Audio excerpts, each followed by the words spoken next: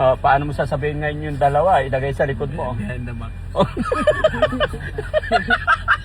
English ka? Nakasalo po sa inyo. Ay, no, it's English, please.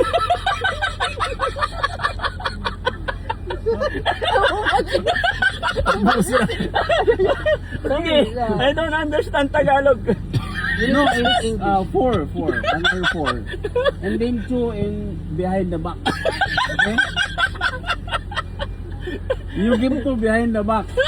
Okay, ma? Paano mo sasabihin ngayon yung dalawa? Ilagay sa likod mo. Behind the back.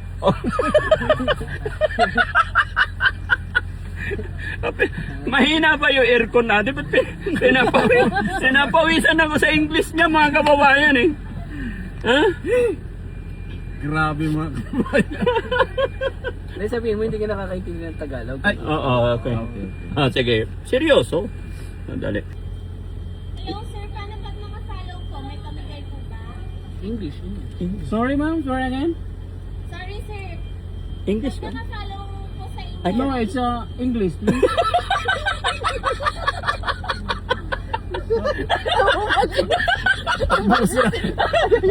Sige, I don't understand Tagalog. Ma'am, sorry, I don't understand Tagalog. No, it's four. Under four. And then two in behind the back. Okay? You give to behind the back. Okay, ma? Thank you. You ask your name. What's your name again? Jaya sir. Sorry? Jaya sir. Jaya.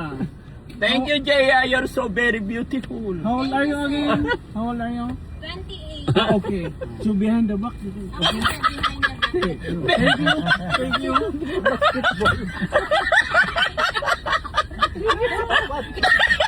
Ano? Behind the back. Hawakan nyo to, nagdadrive tong logo. Parang Behind the back. ay ko sakit na ng pangako. Babay po sa inyo lahat, mga kababayan. Maraming salamat. Pasensya na po kayo, nagpa-practice na po kami mag-English. Kasi alam nyo naman sa parting Bisaya, pag hindi kami magkaintindihan ng Tagalog, i-Englishin natin, di ba? Okay, kunin nyo na isa kasi sa Kabisayaan, hindi man sila mga pagtagalog, pero alam ko na marunong sila mag-English. Kaya nagpa-practice na kami. No? Bye-bye po, God bless. Jesse? This is you. Thank you and sorry again because I'm fluent English. Oh, very difficult. Speak English. Yes. About Sam? Bye-bye, Sam. Yes, Thank you so much. Thank you, Daddy Frankie. Ayan. Thank you. Di ba mga kababayan, ganito lang po yung mga pamamaraan ng inyong lingkod para mawala yung antok. Maraming salamat. Love you all po and God bless.